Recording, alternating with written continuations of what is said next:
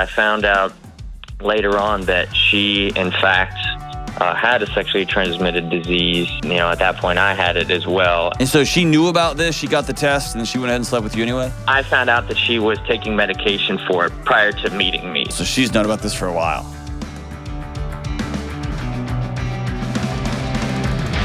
Yo, yo, yo, what's up? This is John with the Dr. John Delony Show. Hope you're doing so well. Hope life's going good. Hope your family is healthy. Whew. The summer is upon us, and I hope that amidst all the chaos and all the madness and all the whatever's going on, that you're finding some peace and some steps in direction moving forward. We're so happy that you're here on the best mental health podcast of all time in the history of humanity. I don't think podcasts have been around for like 10 years, maybe 12 years. It's kind of a little bit of, anyway. So if you want to be on the greatest show ever, 1-844-693-3291. That's 1-844-693-3291, or go to johndelony.com/ask. And don't forget, the new Questions for Humans decks are out, and you can go to johndelony.com and check them out. But for real, they're fun. They're super fun. Lots of laughs, lots of they're fun, but they're a tool. They're a tool to help you reconnect with your buddies, with your girlfriends, with someone you're on a date with your family. They're a tool, man. And it takes the heat for you so you can get into some of these conversations. So go to johndelony.com and check those out. All right, let's go to Becca in Whiteland, Indiana. What's up, Becca? Hey, thank you so much for your time. Hey. I truly appreciate it. Thank you so much. I haven't got a good hey in a long time. So Hey. that made my morning. So what's up? Okay. I am struggling with, I guess, life not turning out as I hoped it would. And what I mean, I thought, aren't we all? What I mean by that is, I don't know if I want to say jealousy, but my daughter, I feel like she basically has the life that I want. Oh. And I know that sounds so wrong. Not at all. I have a very good relationship with my daughter. Okay. And her boyfriend, fiance, he's very attentive. He just asks if she needs help with me. He wants to do things with her. He wants to be with her. He's financially stable. And, again, I am so happy for her. And, I feel like I do have a blessed life, but it's just kind of like, I feel like, because I recently, I've been reading your book, and it's kind of brought a lot of, I guess, bricks out. Yeah. And I recently, just like about a week ago, I just kind of had a meltdown. Yeah. And my daughter was witness to it. And so it was hard. I mean, it was like kind of everything just came up. Yeah. And she was there for me. And, it's a lot. So yeah. How old are you? I am 54. 54. And right. I've been married for almost 32 years. Oh, so you're still married? Yeah. So I am. These are hard when you are, man, there's a lot here. Number one, thank you for being brave. Mm-hmm. Number two, you're not crazy. Okay. You're not nuts. All right. Number three, when you first start to realize what you're carrying around, those bricks, Mm-hmm. I don't know somebody that has not had a sit down and weep heavily. I don't know that person, myself included. Yeah. When I realized what I was carrying around, it was a lot. Yeah. A, I didn't realize I was even carrying it. B, I didn't realize that those things were still fresh, so fresh to the surface of my skin. Three, I didn't realize that I had compromised so many of my other relationships because of what I was carrying, right? So all that stuff comes at once, and it's just a lot. Yours is unique in that you're grieving something that you're still living. Well, and I think I know a lot of it stems from my past, because I know my childhood was pretty crappy. Mm-hmm. I mean, it wasn't horrible, but I mean, it was pretty crappy. So Sure. I guess I had hoped for better. And I just had hoped, I guess, that my husband would honor me in the way that her boyfriend seems to honor her.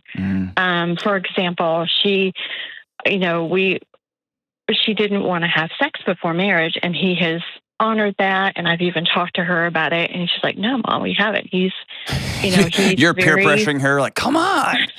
And she's like, "No, no, I'm don't. I'm messing with you. I'm messing with you." But he upholds her values, right? Her boundaries, and probably vice versa. Yeah. So let me tell you two Absolutely. things. One is he's not perfect. He's an illusion. No. Okay.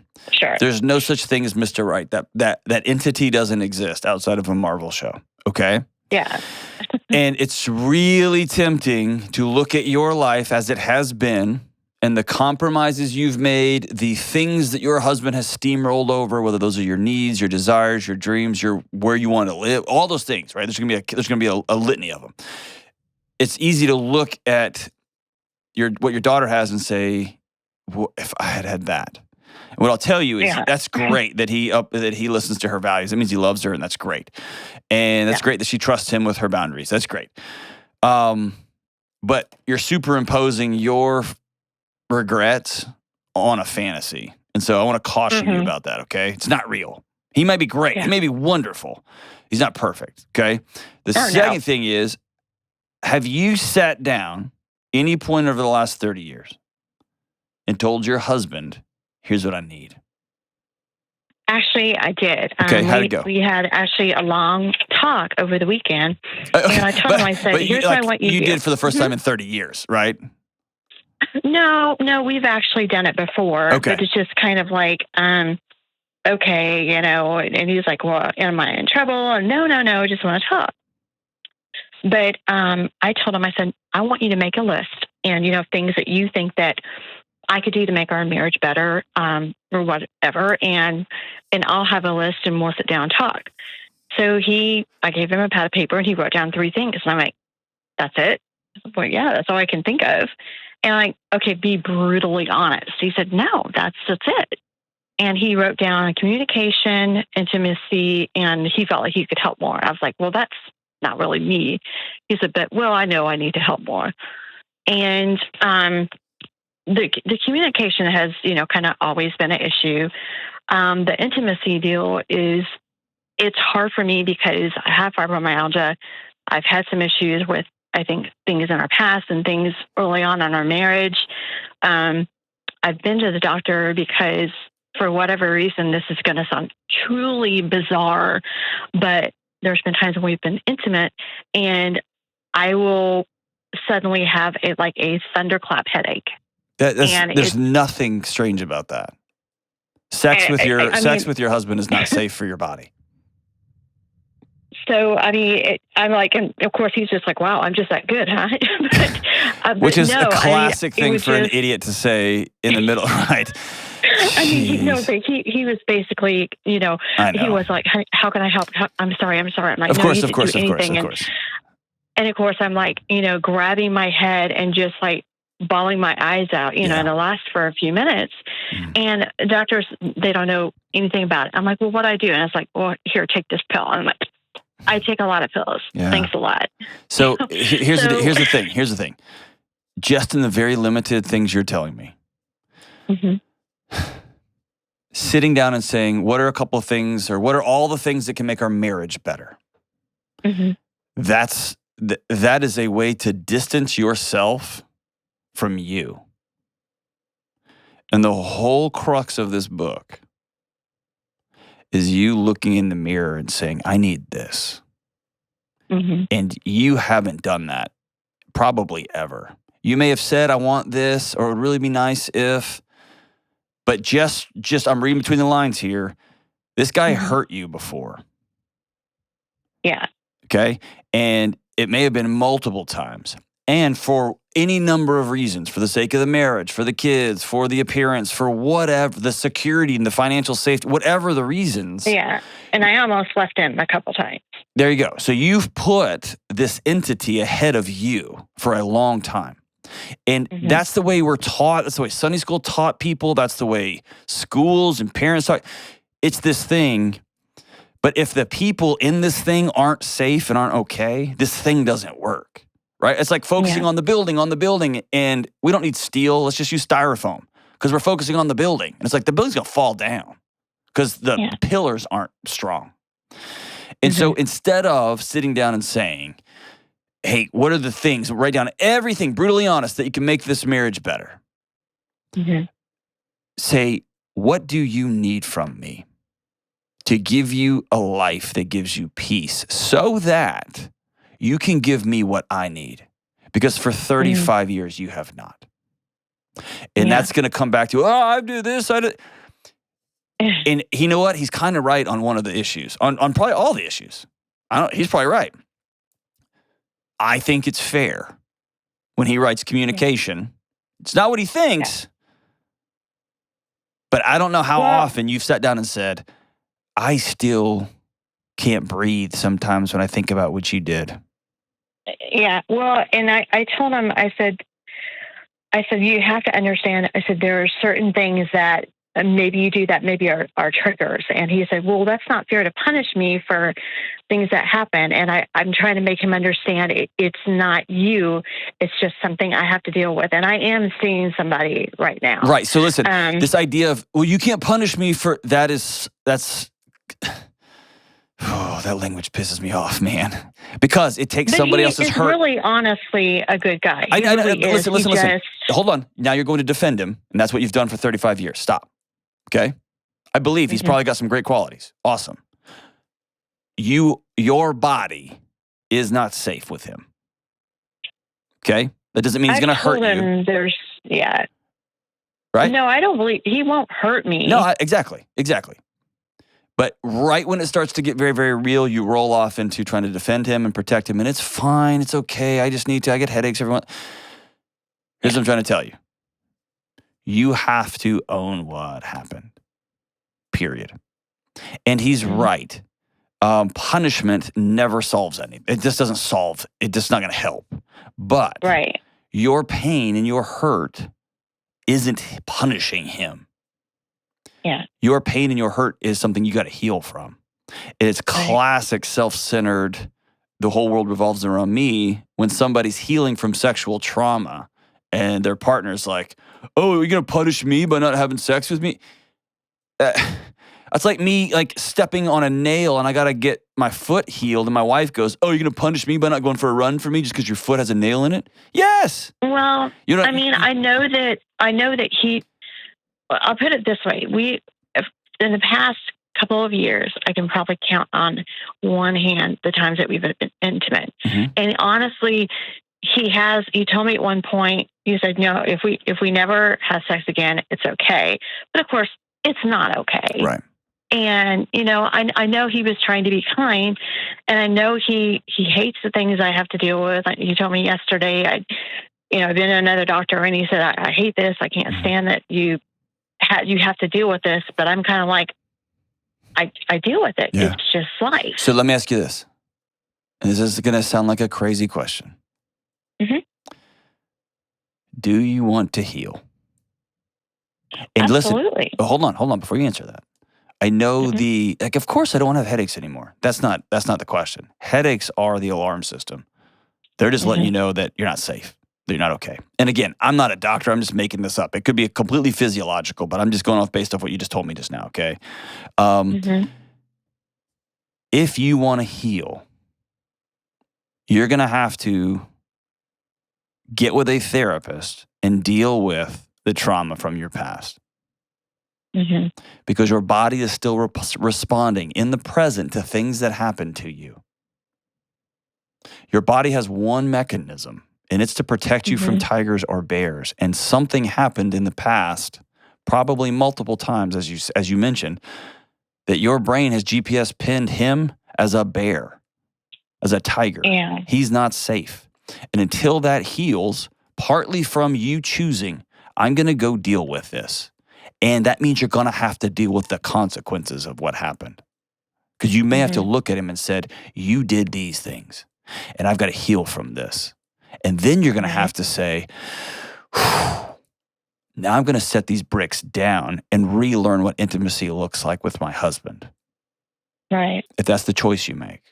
Or the choice might be that I'm out. I'm done with this. Yeah. Okay?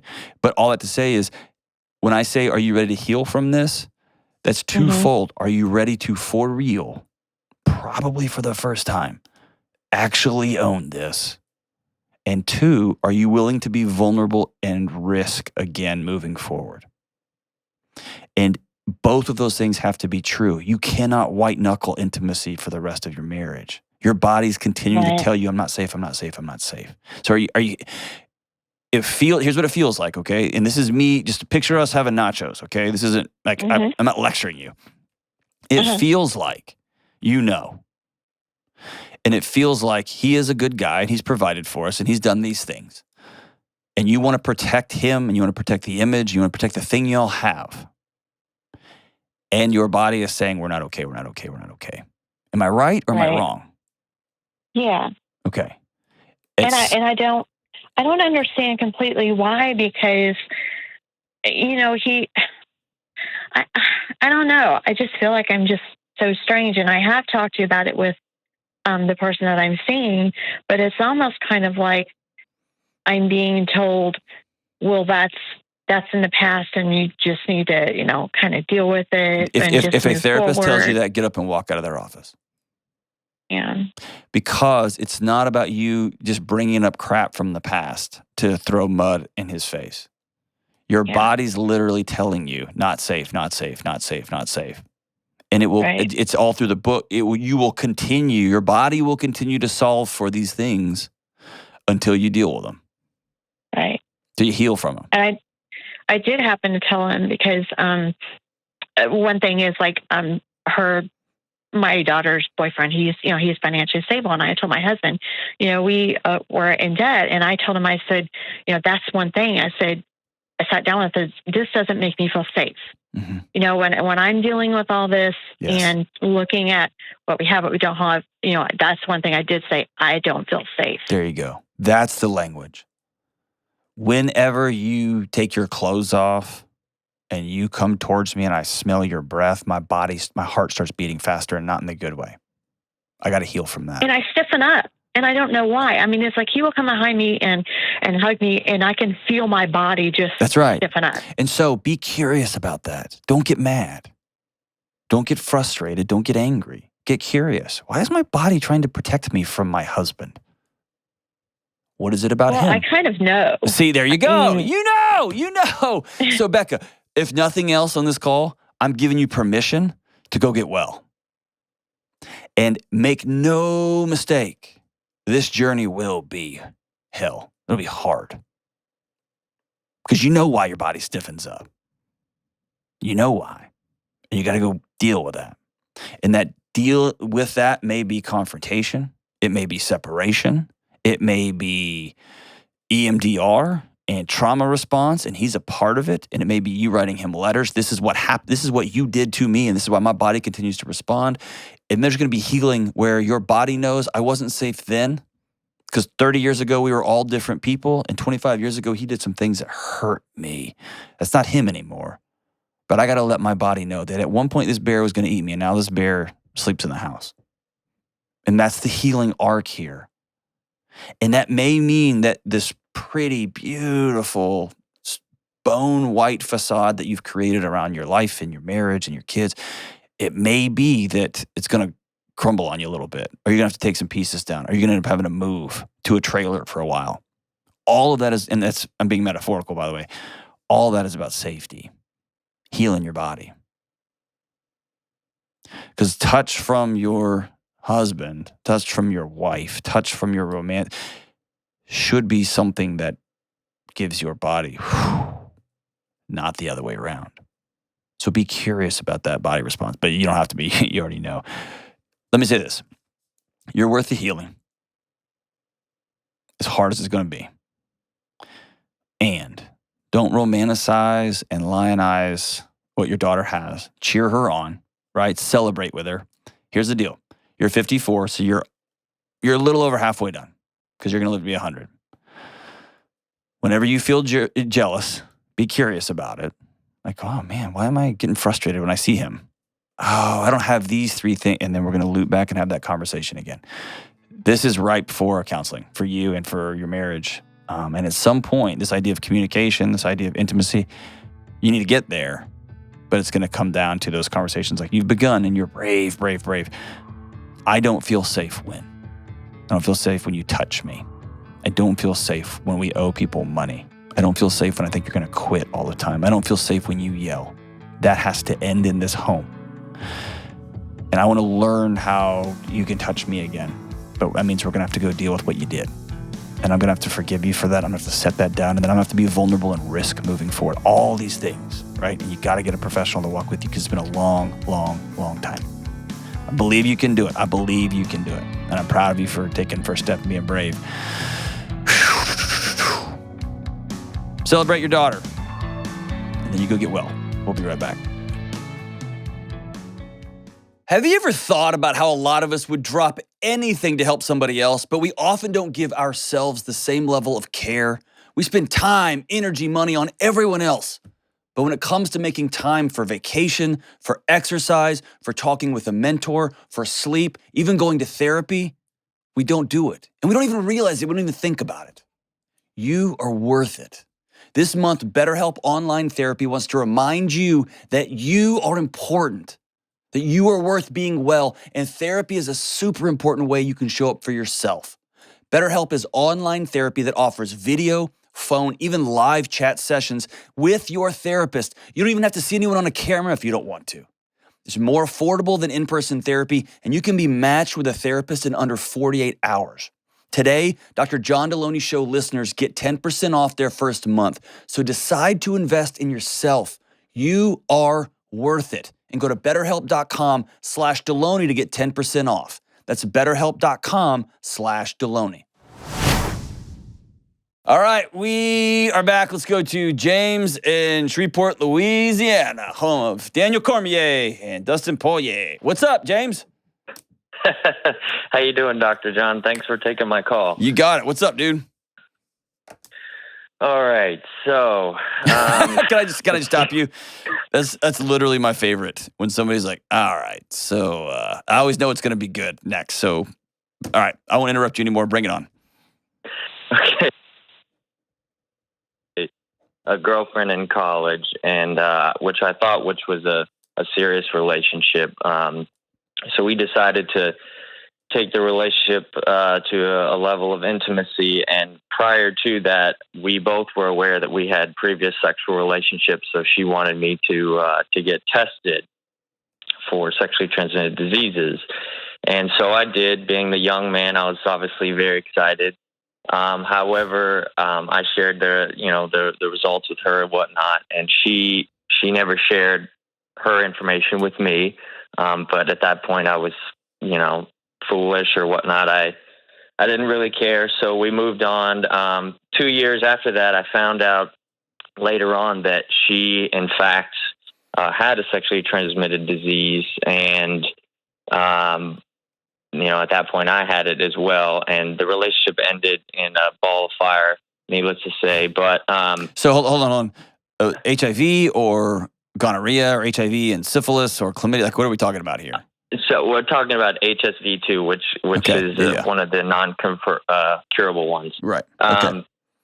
So, yes. And so she knew about this. She got the test, and then she went ahead and slept with you anyway.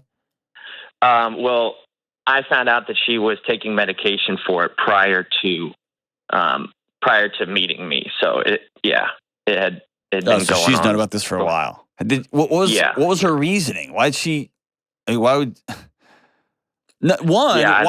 have you get tested? Like, it's not strange actually, because she got burned at some point in a relationship, and so it makes sense that she would want to. But it doesn't make sense that she would say then in turn, like, what happened to me, I'm going to do to somebody else. Yeah. What was her reasoning? We didn't really discuss it that much, but she had. I wasn't in a discussing mood, so yeah. She had a lot of emotional trauma. I think she at one point was diagnosed with borderline personality disorder. So our relationship was tough, riddled with. I think she had she said she had a few attempted suicide attempts, and she was also participating in self-harm behaviors. Okay. So it was. So how long ago was this, man? This was about 7 years ago. Okay. So Yeah. bring me forward here. What's your question? So fast forward to now, because of that relationship, I have trouble opening up. One day I'd like to share life with somebody, but I have a hard time even opening up to relationships and just trusting somebody enough to get to know them and to pursue like a future. And then the second part to that is, once I do find somebody who I trust and am willing to open up to, how do I even begin to communicate and say, hey, I've got this issue that's going to be going forward, and how do I just be open and honest? Because there's a lot of, I think internally, I've thought about this for the last 7 years. There's a part of me is upset with myself because I allowed this to happen. I made the decision to engage, and I just don't know what to do. I mean, it's been 7 years. I haven't had any relationships since then. Okay. So here's the thing. A couple of things here. Number one, it happened. Okay. Cool. Yeah. There's a period at the end of that sentence. This thing happened. How old are you now? 27. Okay. So you're 20. This happened.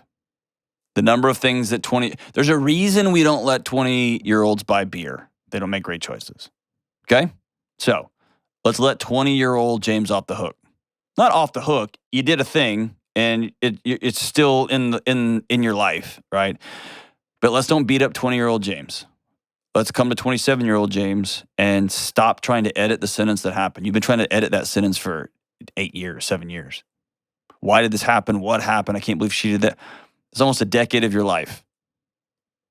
Right? Yeah. Is that fair? Yeah. Okay. Number 2, you got fried. Somebody absolutely stone wrecked you. And you got to own that. It happened. Most people will go through their life without that happening to them. Or it will happen to everybody, but not at that scale. And you had a bad one. Okay? It's similar to somebody who has a loved one dies in a car wreck. Everybody drives all the time, every day, right? There's sex going on all over the place. Very few people knowingly give somebody an STI just because they're cruel, right? And that happened to you. Fair? Yep. Okay, so let's own that. Let's put a period at the end of that sentence. The only thing on the planet that you can influence is what happens next. And so any insight, any energy, thoughts, what ifs, all of that is a complete and utter waste of your time because it solves nothing. The only thing you can do is say, okay, what comes next? And 2 important things come next. Number 1, you have to choose to be in a relationship with people. You don't have to have a romantic relationship. There's plenty of people that don't want romance. That's fine. You said you do. The second thing is, how do you tell somebody? You just tell somebody. And will it be embarrassing? Yep. Are you the only one? God, no, you're not the only one. There's millions, right? Yeah. So the path forward I see is, it's like you're running the 400-meter dash and suddenly coach puts you in the 300-meter hurdles, 302-meter hurdles. And you're like, there's these things in front. And the 2 options you have is not run or jump over those things when you're running, right? And so you've got more hurdles in your path than I do. And the choice is, are you going to not run, or are you going to run and have to jump over those things when you go? Does that make sense?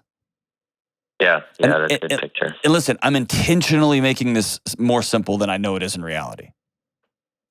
Because all the STI stuff and how awful you would feel if you infected somebody, and how you continually go back and like, why did I? You keep going back to those. I know those are haunting. And I know those get looped in your head, and it makes you anxious, and it makes you fearful and not trust people, all that. And dude, you earned not trusting people. You got hosed, man. Like, that happened. But what I want to draw you out of is the very simple what happens next. And let's just say you end up meeting 10 people, 10 incredible women. You are attracted to them. You think they're smart and funny and brilliant, all the things, right? And 10 out of 10 of the next 10 you meet, you sit down and say, hey, before this goes any further, I got to let you know this. All 10 of them walk away. and say, thanks, but no thanks. That doesn't mean that you aren't worth being loved. That means they're not in. And I'm going to move on to number 11. Is that fair? Yeah, that's fair. And if you've got to, honestly, you got to look at it that way because you don't want to use people as an ROI. Like, I just want to go out with you so you'll be my girlfriend, whatever. But there's this sense of, I'm going to continue to put myself out there because I'm worth being loved. And yes, my 20-year-old me did something stupid and I got burned and here we are. But I deserve being loved. I deserve being loved. I deserve being loved. And also, let's be honest, you did get an STI from somebody, but you also spent, how long were y'all together? About 2.5 years, okay. Yeah. You spent a long time with somebody who was struggling with a lot of things. So take the STI off the table, you'd still have relationship trust issues. Fair? Yeah, and that's kind of like where I'm at right now. Like I've come to terms with the STI, but it's just like I don't even I don't know if it's because I like the idea of having a life partner, and I don't know, I view it as like having a family. A white picket fence, that's success, whatever it is. I know family is a big part of what I see in life as value, but like sometimes I feel like I don't even want to trust people because of the fact that I've been burned. Like it's not even just, female relationships, but like just friends in general. Yeah. Like I just don't know how to even, I can be friends with somebody on a superficial level, but I don't know if my body just protects itself. Yeah, dude, because I don't know. Like you walked into a bear den once and you got your face bitten off. And the crummy part is all the food and nourishment and life is in a bear den. So you got to go back, right? And your body's going to tell you, don't go in there. We've been there and we got our face eaten off. And that's when you have to, learn some, right? Make different choices, and you got to risk. You got to risk. Choosing loneliness is choosing to die young. Choosing loneliness is choosing to live a life of misery. And if you reach out and you develop relationships and connections and you get burned again, you'll have a season of grieving and you get back on the horse and you go again. It's like getting food poisoning. Do you never eat again because you got rocket diarrhea for a couple of days? No, right? At some point, you got to go back and eat again. Yeah. Is that fair? Yeah. So at some point, and by the way, don't feel bad. A part of my life is also having a picture of a family and a house and kids running around. You said that in a way that's like, part of my thing, I kind of like want to have a family. Dude, that's not weird. It's fantastic. It's awesome. It's the greatest thing in the world. And you're worth the risk. Is that fair? Yeah. Will you do it? I just don't know. I just don't know. Like, I don't even know. Here we go. I'm going to give it to you. I'm going to give it to you. Ready? At what point do I, it's like, let's say, I don't know, go out on a date with somebody and it's like, okay, here's dessert. Okay. And here's the real. Dude, you don't have like a scarlet letter on you or you're like walking around with a cowbell like, unclean. That's not you, man. There's a bunch of conversations that happen. Not always. There are people that meet somebody and just have sex that day. That happens all the time. Doesn't sound like that's you. No. So there is a gap between, hey, let's go out. I'm getting to know you. Tell me about yourself. Between that first time you go out and dessert, and by the way, I have this. You've boxed yourself into a corner of either never going out or on the first date being like, okay, before we get going, I got to let you know that it burns when I pee. Like, there's a total different gap there, right? Yeah. Is that fair? Yeah. Yes. So, dude, I can tell right now you'd be fun to hang out with. I can. Because you're kind of chill and you laugh good. You'd be fun to hang out with. And there will come a point when you got to have that conversation and your heart will be beating fast and you'll be nervous and the chances of you getting rejected are high. They are. Mm-hmm. That's reality. That's the truth. And you're worth that risk. So real quick, Go first, be vulnerable, and be hospitable. What do I mean? Invite people to your house. Stop overthinking this. Have 4 or 5 people over to play some stupid game. You know what? I'm going to send you all the cards for humans. I'm just going to send them to you, okay? You can invite people over to your house, and y'all can just use them to play. Be like, I got these from some idiot on the radio. Let's play. And y'all can use those cards as something to do. You can have people over and say, everybody bring a thing, whatever. That's being hospitable. I'm going to go first. Y'all are welcome at my house. And maybe only 2 show up. Maybe 5 show up. Maybe 12 show up. I don't care. Invite them all over. And tell them, I'm not cleaning up, by the way. I'm not going to pretend that this isn't how I live. Just come over. And I'm gonna be vulnerable. I'm going to risk. I'm going to invite y'all into my place. And I'm going to go first. I'm not just going to sit here for the next 7 years later and wait for somebody else to call me. Wait for somebody to call me. Well, I'm just going to go. I'm just going to go. And you may invite people over and 0 show up. None. And you grieve it because it'll hurt, be a bummer, and then you go again. Because really, what is the other alternative? Netflix? Like another, I don't know, fancy diet? Like move? I mean, what's the alternative? Other than to, wow, that hurt. I'm going to go again, and I'm going to go again, and I'm going to go again. And it's unpopular. James, thank you so much for that call. I'm speaking to you. I'm speaking to everybody here. It's unpopular mental health advice. It's unpopular relationship advice. That life really hurts. Hard. It's hard. It's a mess. And when you think you got it, something happens. And when something happens and something else, it's hard. And you ultimately find yourself in these moments where it's like, what are the other options? Sit or go heal and go again. Sit, go heal and go again. And I'm not saying keep running back into the same bear den. Don't go back into that one ever again because you got your face eaten off. But you got to go on another one. I'm not saying go eat, 7-day-old pizza from a nasty place. Don't do that again. But you got to eat. You got to go find a place to eat. People who have relationship trauma, whether it's sexual abuse, whether it's, and by the way, what you experience is trauma. You experienced abuse. Somebody abused you. They took advantage of you.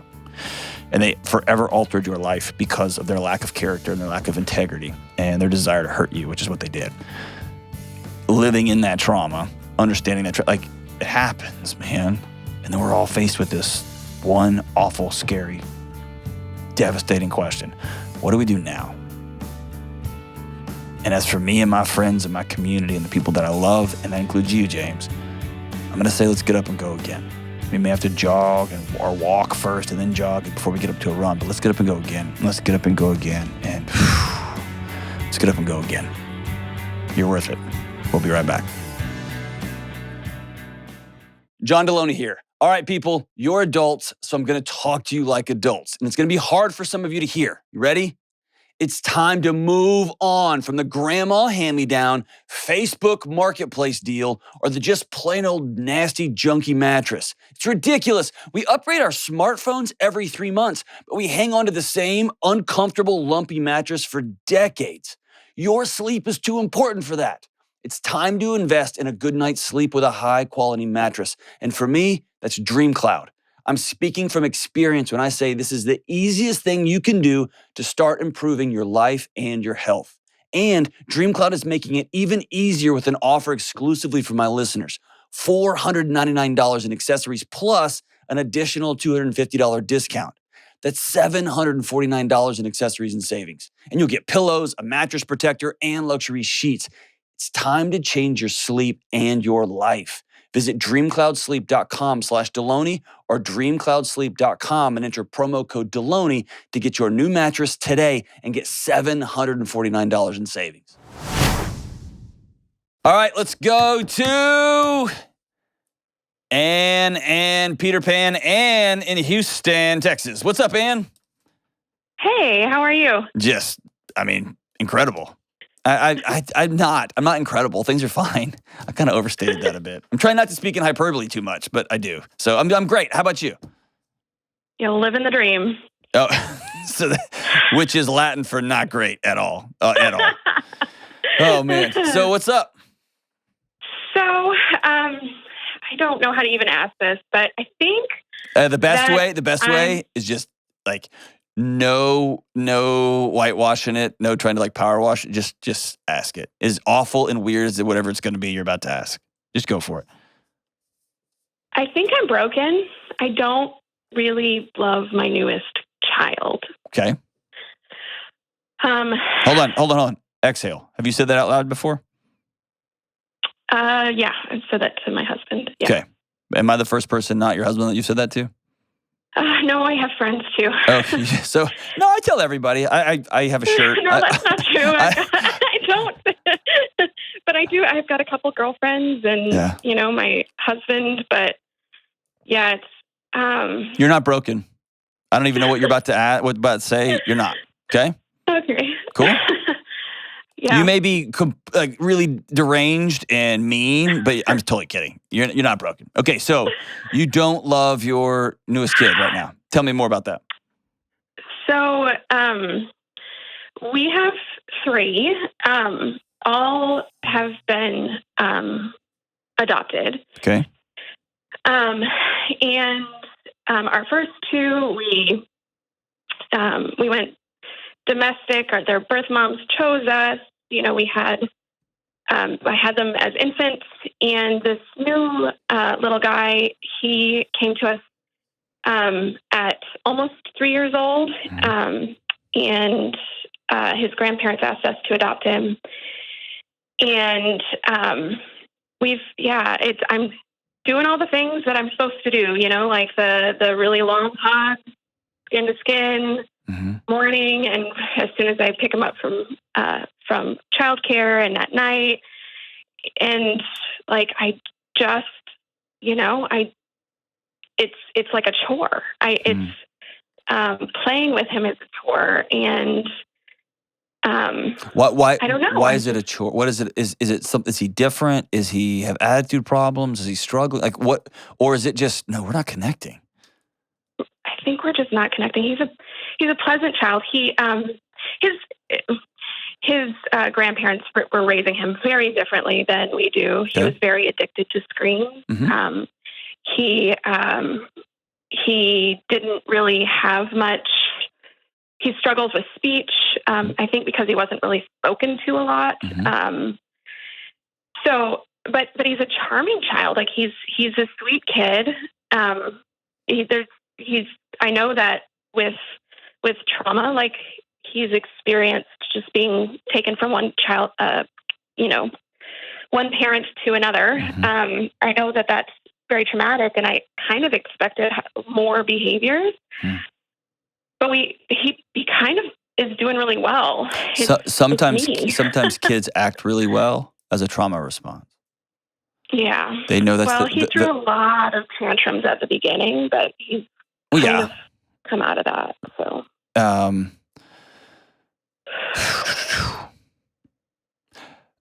This feeling of dislike, it often comes from something outside of our picture of the way we thought things were going to be. Yeah. So what did you think was going to be different than what actually is? Just give me 2 or 3 of them. I had very little expectation about this. I think I struggled with that with my first child because I felt like the babysitter for months, Mm-hmm. but I didn't have a lot of expectations. We've always wanted to have, something of a large family, not, Mm-hmm. Adoption is expensive and we're not, we don't want 10, but Right. It kind of was this ideal situation where our children would be close in age, and my little guy would get a little, actually an older brother. And Mm-hmm. So let me ask you this: I've had several pictures in my life about how I wanted things to work out. Yeah. And then as I've gotten really close to that picture, it's changed. And that change, I don't want that anymore. Or I get it and I wish I didn't have it, whatever it happens to be. Oh, yeah. And incredibly disorienting because I've spent however many years working towards, saving towards, trying to achieve towards, and suddenly I get it, and it's not what I thought. But here I am. And you will, let me just say this way, you will, because I can tell by the things you're trying, right? You are leaning into this discomfort. I have no question in my mind that you'll develop an extraordinary relationship with this kid. The bigger concern I have is you're going to begin to regret your life. And I want you to make peace with that. Is it that we should have stopped at 2? I've heard that from people with 3 and 4 kids. Our life, like if we had to do it over, I love little Timmy and little Susie, but we would have stopped at 2. Financially, right? Or fill in the blank any number of things, right? You can go back and play that what if game and the variable game all day long. But what I want you to do is to land in the middle of your life that you're living right now. Has this young man, this little boy, has he altered your marriage? Has he altered your free time, your financial life? Like, tell me where there's been a disruption in things. Well, I mean... And if there's not, there's not. That's great. It's more with my other son. You know, I've always been super charmed by my children, and I'm just playing like referee all the time and it's not fun to be around my kids anymore. There you go. So you see what I'm saying? The actual problem is with the life, not with the kids. Yeah. Often in my marriage, when I've gotten really frustrated and I don't think I like my wife anymore, what I really don't like is, I still love her, but I don't like her. And she'll tell you, there's seasons when she just doesn't like me. She still loves me. But it's almost always the life we've created for ourselves that we're living in is leading to me to, does that make sense? Hear what I'm saying? Mm-hmm. So, yeah. Some of the hard realities that happen. My friend says there's a huge shift, and I only have 2 kids, so I'm speaking out over my skis here, but there's a shift that happens that nobody tells you about when you go from man to man to zone. There's a difference when you have 2 kids and suddenly you go to 3. And I've also heard that once you get 4, 5, and 6, and 11, nobody cares, right? Everything's fine. Once you make that other shift into that new gear, but there's something disorienting and transformational about going from 2 to 3. Just hard. Everything just gets harder. The getting kids in and out of car seats just to go to the freaking store, right? Or I just need to go to the bathroom without another human staring at me. All these things. Nate, you've got 4. Am I right? Is yes? Okay, so Nate is in there running the YouTube cameras. I see him nodding in there over and over. That there's a shift. James has 117 kids out on the prairie. And was it similar? Like going from 2 to 3 and 2 to 4? Yeah, it was a huge change going from 2 to 3. That was a big leap between the 2. So here's what I want you to look at, Ann. This could be a really fun thing. How's your husband, by the way? He feels a lot of anger towards the grandparents. Okay. So are they his grandparents? No. Are they your grandparents? No, we're not related. Okay. Yeah. Why does he have anger towards the grandparents? Just, they keep telling us things like a little at a time, like his mother is bipolar and, she was also taking this drug when she was pregnant. And it's like they wanted us to take him because they couldn't anymore. Mm-hmm. I think, like I said, I think they did the best they could, but they were very lazy, and he just had a screen in front of him all the time. And yes, we kind of see the behaviors that came from that, especially at the beginning. And so let me tell you this. Yeah. And I'd love to talk to him someday, your husband. This new baby, this new little boy you brought home is not broken. Yeah, I know. Okay. He's not like you bought a used car and suddenly the dealer calls you once a week and it's like, oh, by the way, the fan belt doesn't work. Right?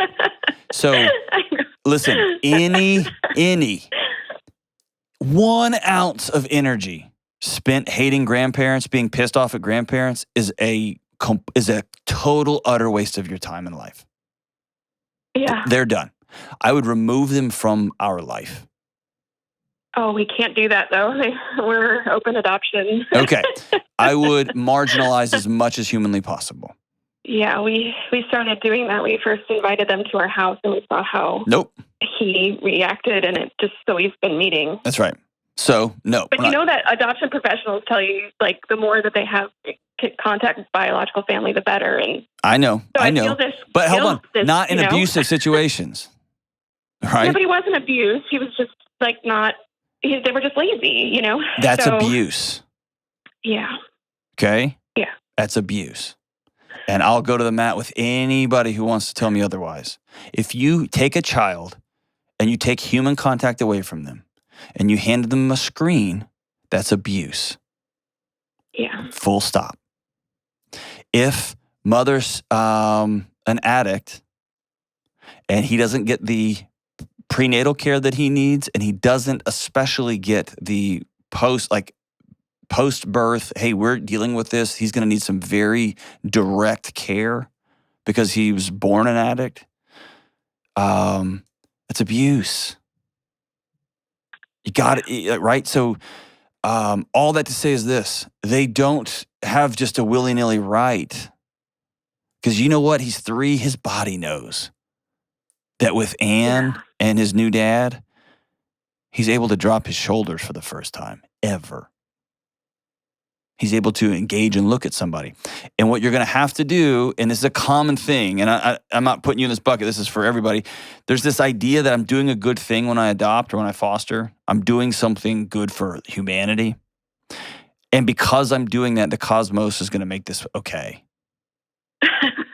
It's going to make this easier. You know what I mean? And so I want to give you like the reality check that y'all already live, which is y'all chose to adopt a 3-year-old little boy who's had lived in hell.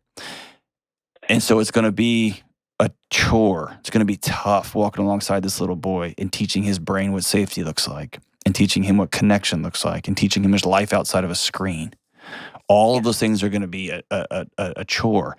It sounds like your husband is similar to you, that now his life is super different and it's easy to just find somebody to point rage at. And I just want to tell you, don't do that. It's a waste of your life. Just don't. Okay? Here's the thing that I think, going all the way back to what I was about to say,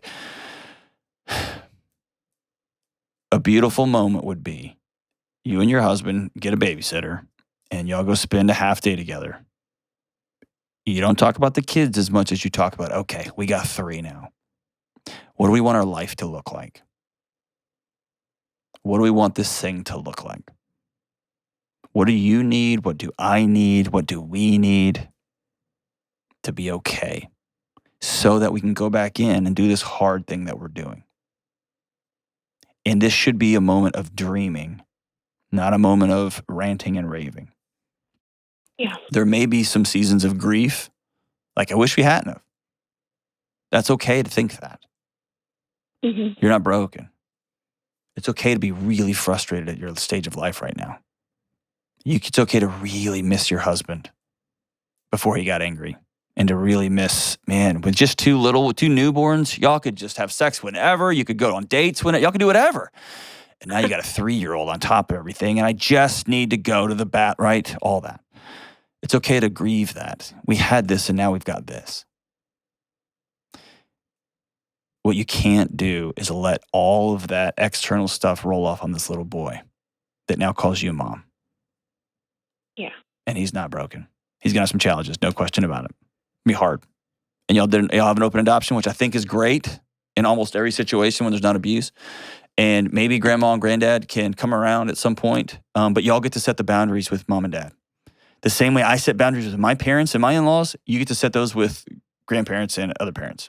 This is how we do this. Our kid doesn't ever look at screens ever, period, full stop. He's not allowed to look at them. So if you're going to be around our child, that's just the way that's going to work.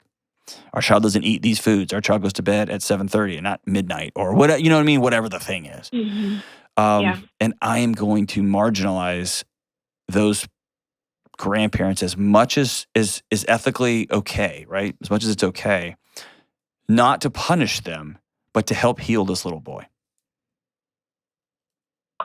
Yeah. Does that make sense? Yeah, that that's what feels right on one hand, but also, You're a mother. Yeah. Yeah. Yeah. You're not a babysitter. You're a mom. Yeah.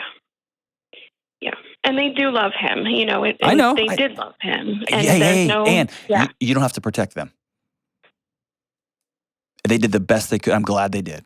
I'm glad somebody in that little boy's life stepped in and kept him fed and sheltered. I'm so grateful for that. And they kept him safe. Good for them. I'm glad they did. I wish they had different tools and they didn't have them. So great. Yeah. Okay. Now you guys got next level. You got 2.0 little boy. Now we're going to teach him how to live a whole and healthy and well life. But a whole and healthy, well life for your kids starts with you being whole and healthy and well, and your husband being whole and healthy and well, and your marriage being whole and healthy and well. And that all starts with us going out and getting away from the madness, getting to a different location and looking at each other and going, so we did a thing. Whew. Now there's 3. And everything leveled up. As Nate was saying earlier, like anyone I know who goes from 2 to 3, like everything just changed. It's not, we added 33% more busy. We added 100% more busy. And so now we got to adjust. We might need to get a babysitter that comes and stays with us during the day. We might need to get parents to come, whatever the thing is. What do we need? And then how are we going to reverse engineer that, make that happen? Keep doing the things.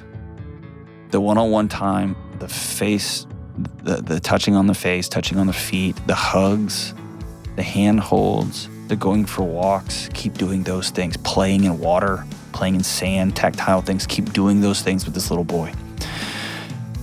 It's going to be a tough row to hoe. No question about it. Keep going. So grateful people like you are in our communities. You are what make things better. We'll be right back. Hey, what's up? Now that my new book, Own Your Past, Change Your Future, is out in the wild, we've been hearing reviews and feedback from readers, and wow, I'm so grateful. And one of the things I've been most excited about hearing is that this book is not just for people who are healing from terrible traumatic experience or other big scary things from their past. This book is for everyone in every walk of life. The single 30-year-old looking to sharpen their mind, the 25-year-old hoping to make new friends, the parent who's tired of seeing their kids' eyes glued to a screen, but who doesn't know how to re-enter their life. People coming out of abusive relationships, everyone. And this book isn't me talking at you. This book is me walking with you because I've been there too. To better understand and improve your mental, relational, and emotional health, please check out Own Your Past, Change Your Future at johndelony.com today. That's johndelony.com today. All right, as we wrap up today's show, man, I just knocked my notes off. One of my favorite songs from my childhood fits one or two of the calls today from the great Gin Blossoms. And the song is, Hey, Jealousy. And it goes like this. Well, tell me, do you think it'd be all right if I could just crash here tonight? You can see I'm in no shape for driving. Anyway, I've got no place to go. And it might not be that bad. You were the best I've ever had. And if I hadn't blown the whole thing years ago, I might not be alone. Tomorrow, we could drive around this town and let the cops chase us around, and the past is gone, but something might be found to take its place. Hey, Jealousy. And you can trust me not to think and not to sleep around. And if you don't expect too much from me, you might not be let down. Oh, this is a guy I want around my daughter. Because all I really want to be with you, feeling like I matter too. If I hadn't blown the whole thing years ago, I might be here with you. Something to take its place. Hey, Jealousy. We'll see you soon. Coming up on the next episode. My husband and I have identical twin girls. We decided to split them up into separate classrooms in kindergarten. My one daughter has taken off and is thriving. My other has said 0 words. And not the teachers or other students. We've read all the books, we've tried all the things that we can think of, and we're out of tools, and thought I would bring this to you. Oh. We've talked to the professionals. We're going to the podcast. How do you have difficult conversations with someone you don't necessarily have a lot of buy-in with, and they don't see a problem? talking about one of my coworkers. Okay. Myself, my boss, and another coworker, we suspect that they're a hoarder. This is a great question for millions of people. My answer to you is don't.